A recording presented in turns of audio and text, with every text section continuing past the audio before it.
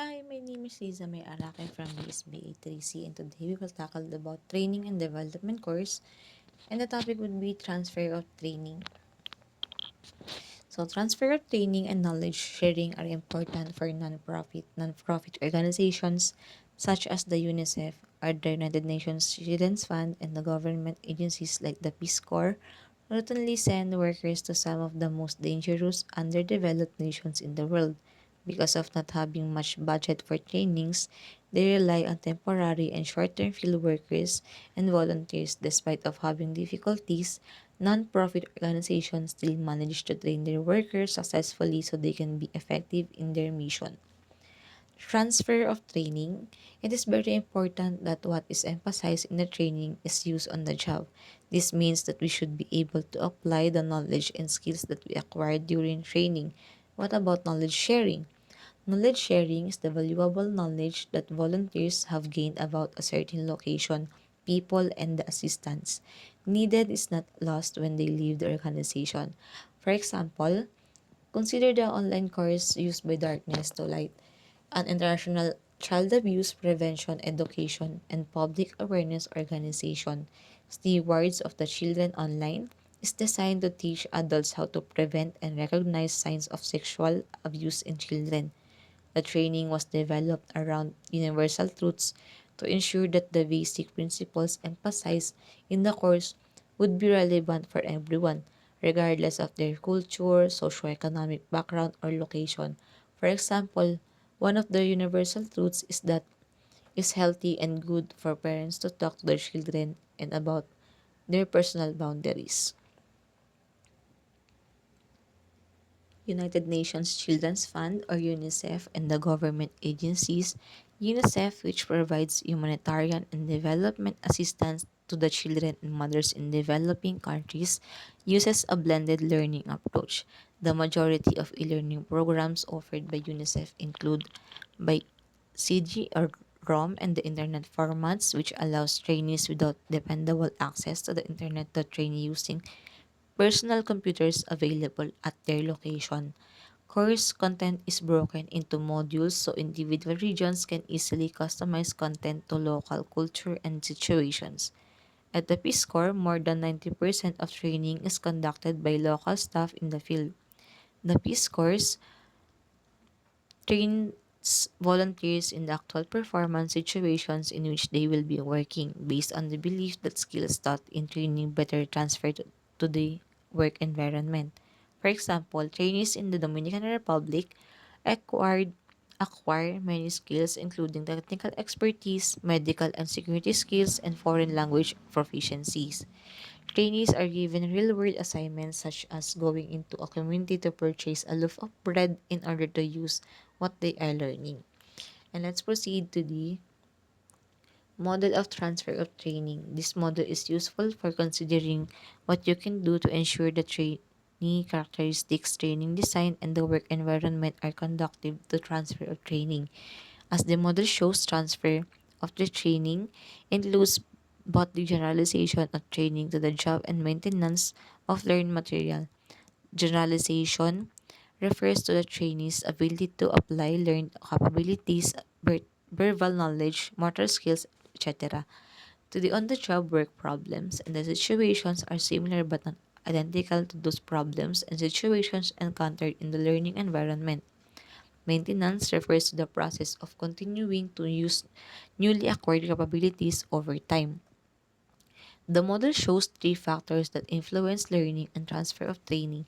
Training design, training characteristics, and the work environment influence learning, retention, maintenance, and generalization. Training design refers to the characteristics of the learning environment. Another factor that influence learning retentions is training characteristics. Training characteristics includes ability and motivation. The third factor that influences learning, retention, transfer is the work environment.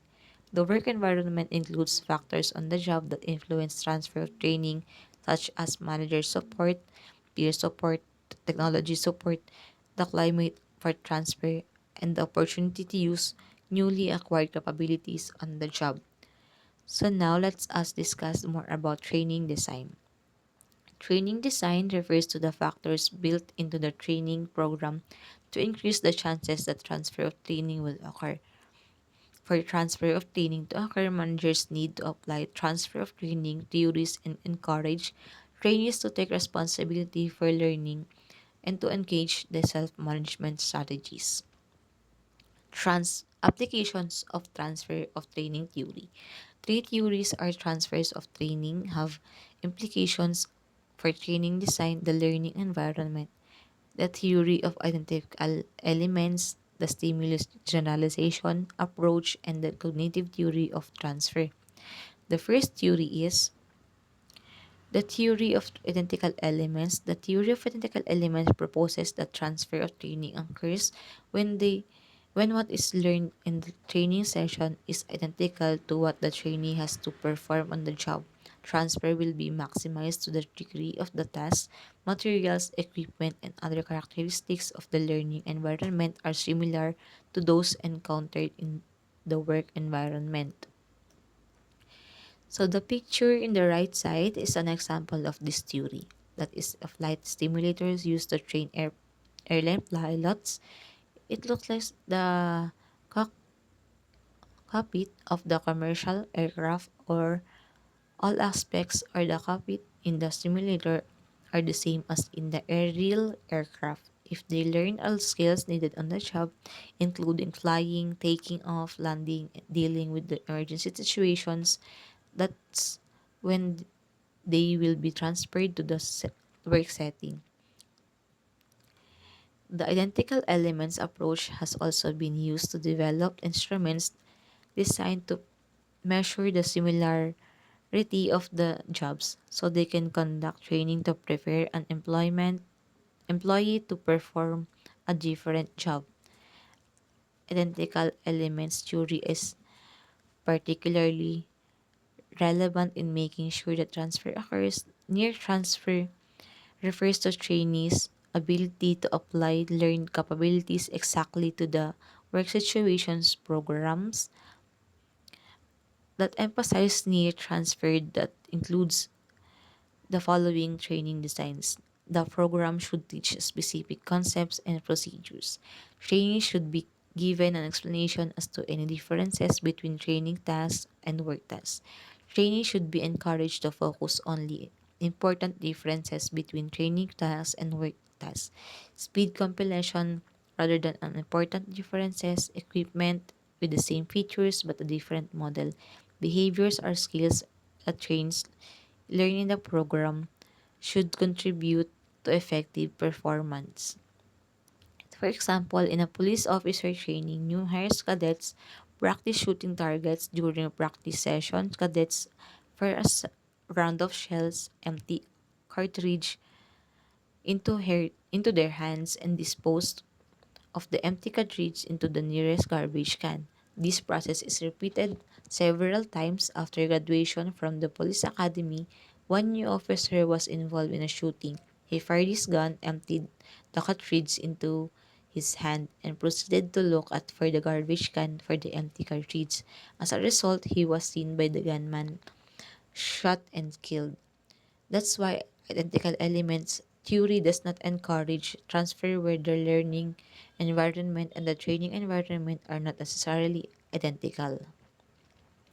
Stimulus generalization approach emphasizes constructing training so that the most important features or general principles are taught, thereby maximizing the likelihood of transfer of training. It is necessary to identify the range of work situations to which this general principle need to be applied so that the applicability can be appropriately broad. This approach emphasizes far transfer, which is the trainee's ability to apply learned knowledge, skills, and the behaviors on the job, even though the work's environment does not match to the to the training environment. Programs that emphasize for transfer should include these training designs. The program should teach general concepts and broad principles. Trainees should be aware of examples from their experiences that are similar to those emphasized in training so that connections can be made among strategies that had been effective in different situations. The program should emphasize that the general principles might be applied to a greater set of contexts than those presented on the training setting. The key behaviors refer to a set of behaviors that can use successfully in a wide variety of situations. So they can demonstrate this behavior on a video, and trainees have opportunities to practice the behaviors, which is also believed to be applicable to wide variety situations. Cognitive theory of transfer is based on the information processing model and suggests that the likelihood of transfer depends on the trainee's ability to retrieve learned capabilities. The theory suggests making the material meaningful as well as providing the trainee with schemes for coding learned material in memory so that it is easily retrievable. This approach indicates that various potential applications of the training content which should be discussed, making later recall easier. Applications, assignments, or work problems or situations in which trainees are asked to apply training content to solve them. The use of application assignments is training helps the trainee understand the link between the learned capability and the real-world application, which makes it easier to recall the capability when needed. Encourage trainee responsibility and self-management. Trainees need to take responsibility for learning and transfer. This includes preparing for training, being involved and engaged during training, and using training content back on the job. Self-management are attempt on an individual to control certain aspects, his or her decision making and behaviors. Such strategies help to maximize transfer of training. In the context of training, self-management is used to retain and apply new knowledge, skills, and behaviors and involves these steps. Determining the degree of supportive as well as negative consequences in the work setting for using newly acquired capabilities. Setting goals for using learned capabilities. Applying learned capabilities to the job. Monitoring used to learn capabilities on the job. Self-reinforcement. The research shows that the trainees exposed to self-management strategies have higher levels for transfer of training, behavior, and skills than do trainees who are not provided with self-management strategies. Obstacles to self-management trainees includes the lack of support, prefers managers including factors related to the work itself, for the work context, time pressures, inadequate equipment, career needs and interests of different generations.